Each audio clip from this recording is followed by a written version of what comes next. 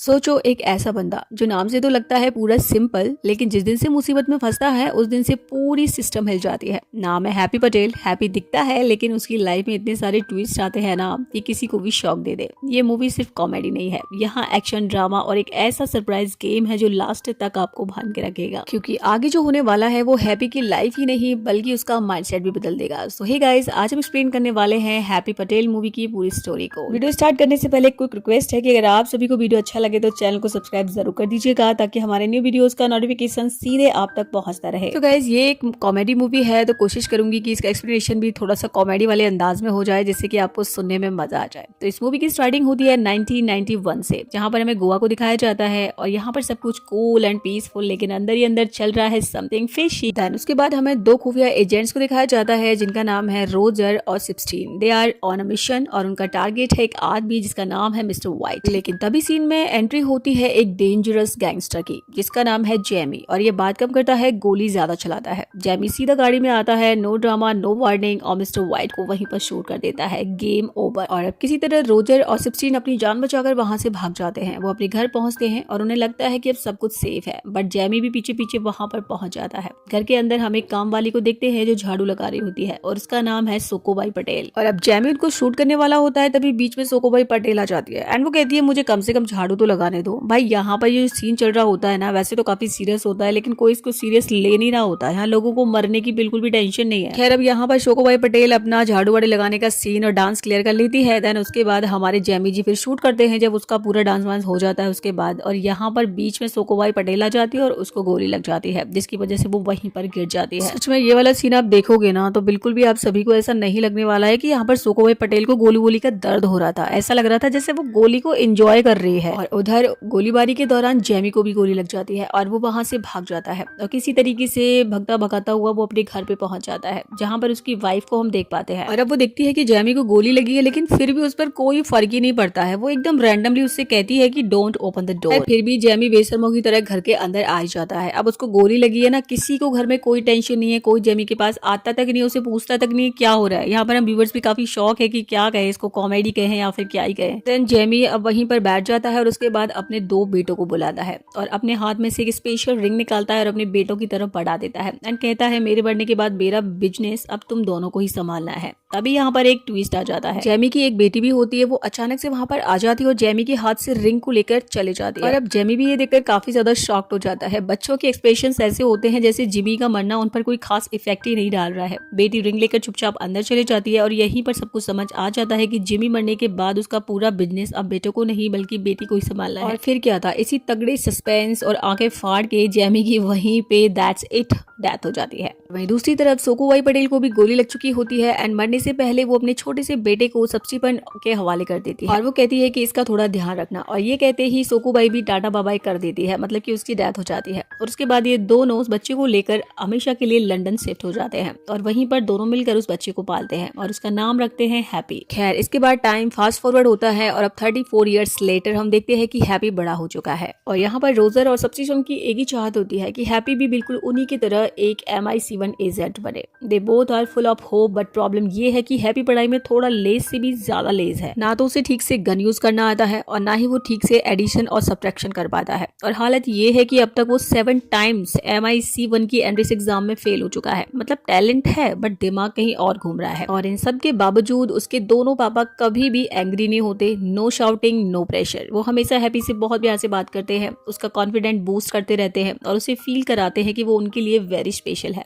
Happy शायद एक agent नहीं बन पाया बट वो एक वेरी गुड शेफ है और इतना ही नहीं, वो एक अमेजिंग वेली डांसर भी है। और तभी एक दिन रोजर के पास MI7 से कॉल आती है। कॉल होती है chief of field operation Kenneth मॉल की। किनीथ आराम से बोलता है I have one job in India और अगर तुम चाहो तो मैं इस मिशन पर हैप्पी को भेज सकता हूँ। और अब ये सुनते ही रोजर और स्टीफन एक दूसरे की तरफ देखते हैं और बिना सोचे समझे डायरेक्ट नो बोल देते हैं। No discussion no thinking. वो बिल्कुल नहीं चाहते थे कि हैप्पी इंडिया जाए क्योंकि उन्हें पता था हैप्पी के लिए मिशन कम और मुसीबत ज्यादा होने वाला है। और अब वो दोनों बात कर रहे होते हैं तभी हैप्पी उनको बात करते हुए सुन लेता है। देन वो कहता है I am absolutely ready for this mission. इसके बाद हैप्पी को स्पेशल ट्रेनिंग दी जाती है। वो सीखता है एवरीथिंग अबाउट मिशन और उसे सच बताया जाता है कि ये मिशन सिर्फ गेम नहीं बल्कि हिस्ट्री, फाइनेंस, साइकोलॉजिकल का कॉम्बिनेशन है। और अब उसे बताया जाता है सन 1947 में जब अंग्रेज हिंदुस्तान छोड़कर गए थे, वर्तमानिया की जीपीडी का 27% हिंदुस्तान में आता था। लेकिन जैसे ही हिंदुस्तान हाथ से निकला सारा पैसा आना बंद हो गया। तो हमने एक नया तरीका निकाला, हिंदुस्तानियों को गोरे रंग के ख्वाब में उलझा दिया। उनसे कहा गया गोरा रंग मतलब तुम खूबसूरत लगोगे, तुम्हारी शादी होगी और तुम कामयाब हो जाओगे। और इसी मकसद के लिए हमने एक साइंटिस्ट को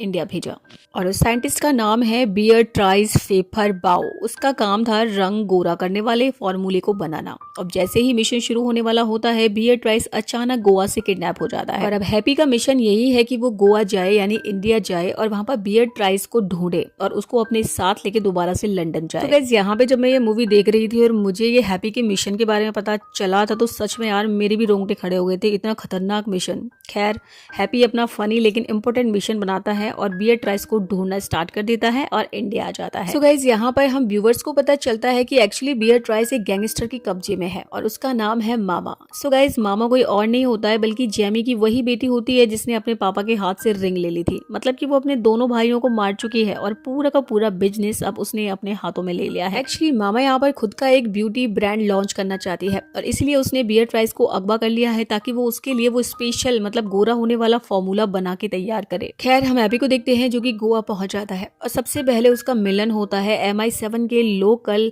कोऑर्डिनेटर गीत से। एक्चुअली गीत एक रेस्टोरेंट चलाता है। गीत हैप्पी को भेजता है और उसके साथ में एक रॉक्सी नाम की लड़की को भी भेजता है जो कि एक कंप्यूटर एक्सपर्ट होती है और उन दोनों को पंजोर नाम के एक मोहल्ले में भेज दिया जाता है और ये वही मोहल्ला होता है जहां से उस साइंटिस्ट को किडनैप किया गया था। और अब हैप्पी वहां पर एक काफी गंदे घर की सफाई करता है और फाइनली वहां पर एडजस्ट हो जाता है। एंड तभी हैप्पी देखता है कि उस मोहल्ले के काफी सारे लोग लाइन लगाकर खड़े और एक बॉक्स में पैसे डाल रहे हैं, जिस पर हैप्पी रॉक्सी से पूछता है ये लोग क्या कर रहे हैं। तो रॉक्सी उसे धीरे से बताती है ये लोग मामा को हफ्ता दे रहे हैं। हैप्पी चौकर पूछता है ये मामा कौन है। उसकी आवाज को वहां पर खड़े काफी लोग सुन लेते हैं, जिस पर वो पूरा मोहल्ला उसे इशारा करके चुप रहने को कहता है। यहाँ पर हमें पता चलता है कि मामा की दहशत इतनी गहरी है कि उसका नाम लेने की कोई हिम्मत नहीं करता। रॉक्सी हैप्पी को मामा का घर भी दिखा देती है। हैप्पी अपने घर में होता है तभी बाहर से आता है एक शोर। वो बाहर निकलकर देखता है तो ये दिखता है कि एक लड़की लोगों के सामने डांस कर रही है। बट फनी बात यह है कि किसी को भी उसके डांस में कोई इंटरेस्ट नहीं लगता। लोग ताने मारते हैं और लड़की गुस्से में सबको बुरा भला कहने लगती है और धीरे धीरे वहां से सभी लोग चले जाते हैं और लड़की अकेली रह जाती है।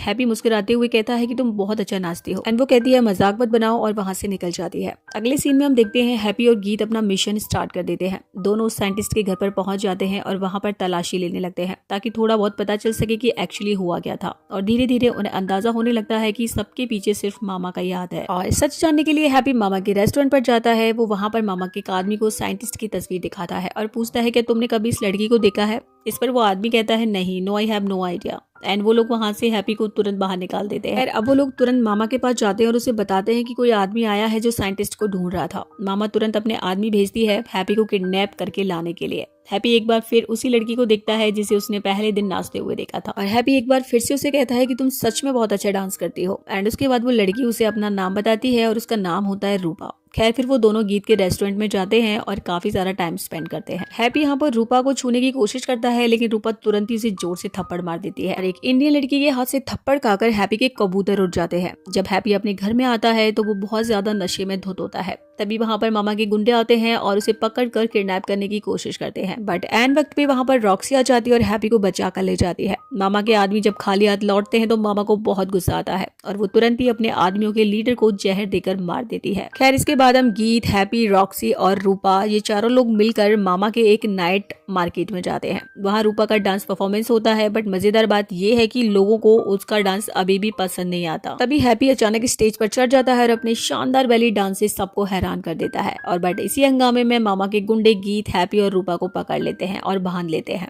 यहाँ मामा बेरहमी से हैप्पी की एक उंगली काट देती है और तभी रॉक्सी बाहर से बिजली बंद कर देती है और अंधेरे का फायदा उठाकर रूपा यहाँ पर सबको आजाद कर देती है। अब ये चारों लोग भागने लगते हैं बट हैप्पी अपनी कटी हुई उंगली देखकर बेहोश हो जाता है। और अब जब उसकी आंखें खुलती हैं तो उसके सामने 3 लड़कियां बैठी हुई हैं। एक्चुअली ये तीनों लड़कियां एजेंट होती है जो मामा को पकड़ने के लिए काम कर रही थी। सब मिलकर मामा के हाउस पर अटैक कर देते हैं और साइंटिस्ट बीयरट्राइज को आखिरकार सेफ बचा लिया जाता है। यहाँ पर एक शॉकिंग बात है, MI7 साइंटिस्ट को तो ले जाते हैं बट हैप्पी को वहीं पर छोड़ देते हैं। वहीं दूसरी तरफ मामा एक वीडियो भेज देती है सबको बताने के लिए कि हैप्पी एक जासूस है और अब सभी लोग हैप्पी को शक की नजर से देखने लगते हैं। लेकिन हैप्पी यहाँ पर जोश भरी बातें करता है। वो कहता है अगर हम सब साथ में आ जाएं तो मामा को भी हरा सकते हैं। इसके लिए सभी लोग हैप्पी के साथ हो जाते हैं और हैप्पी यहाँ पर मामा को ओपन चैलेंज करता है कुकिंग के लिए और मामा भी उसके चैलेंज को एक्सेप्ट कर लेती है और यहाँ पर जज बनते हैं संजीव कुमार। दोनों के बीच में कंपटीशन होता है और फाइनली हैप्पी कुकिंग में जीत जाता है और उसके बाद मामा भी हार मानने वाली नहीं थी। अब दोनों के बीच में फाइट स्टार्ट होती है डांस की और अब डांस की फाइट में भी हैप्पी जीत जाता है। बट उसी वक्त यहाँ पर वही 3 लड़कियां आ जाती हैं और मामा को गिरफ्तार कर लेती हैं। तभी यहाँ पर इस मूवी का सबसे बड़ा राज खुलता है। फनी ट्विस्ट के साथ यहाँ पर हमें पता चलता है कि किमिट मॉल मामा के साथ मिला हुआ था। एक्चुअली ये वही लंदन की MI7 एजेंसी का हेड था जिसने की हैप्पी को इंडिया एजेंट बनाकर भेजा था और अब उसे भी अरेस्ट कर लिया जाता है। आखिर में हैप्पी के दोनों पापा उसे कॉल करते हैं, वापस लंदन बुलाते हैं, लेकिन हैप्पी कहता है कि अभी मैं थोड़ा टाइम यहीं पर बिताना चाहता हूँ, यानी इंडिया में। और लास्ट में हैप्पी और रूपा दोनों एक साथ काफी सारा टाइम स्पेंड करते हैं और इसी के साथ ये मूवी यहीं पर एंड हो जाती है। अगर बात करें हैप्पी पटेल मूवी की तो सच बताऊं ये मूवी ना तो पूरी तरह कॉमेडी है, ना ही एक्शन है, ना ही ये कोई सीरियस ड्रामा लगता है। फिल्म में सब कुछ ट्राई किया गया है, agent, mission, valley dance, kidnap, जासूसी, नाइट मार्केट और हाँ थोड़ा सा रोमांस। मुझे ये मूवी कुछ खास अच्छी नहीं लगी। अगर आप थोड़ा थोड़ा हंसना चाहते हो तो एक बार ही देख सकते हो और थिएटर तो बिल्कुल ही खाली पड़े हैं, क्या ही बताऊं। कोई वीडियो कैसा लगा आप मुझे कमेंट सेक्शन में जरूर बताइएगा। गाइज मेरा एक और चैनल है जो केवल वेब सीरीज का है। जितनी भी latest Hollywood, Bollywood, Tollywood web series आती है मैं सारी की सारी एक्सप्लेनेशन वहां पर करती हूँ। तो फिलहाल में मैंने a knight of the 7 kingdom web series को वहां पर एक्सप्लेन किया है और तस्करी को भी किया है, तो आप वहां पर जाकर चेक कर सकते हैं। चैनल का नाम डीडी फौजदार है, सर्च करोगे तो सबसे ऊपर दिख जाएगा आपको और डीपी भी यही वाला लगा हुआ है और डिस्क्रिप्शन में भी मैं उस चैनल की लिंक दे दूंगी, आप जाकर के जरूर देखिएगा। अभी नेक्स्ट वीडियो में हम बॉर्डर 2 को एक्सप्लेन करेंगे। एक्चुअली 23 को बॉर्डर 2 आ रही है और आते ही उसका एक्सप्लेनेशन वीडियो आप तक मैं जरूर लेकर आऊंगी। तो मिलते हैं नई वीडियो में, तब तक के लिए bye bye, see you, take care, Tata.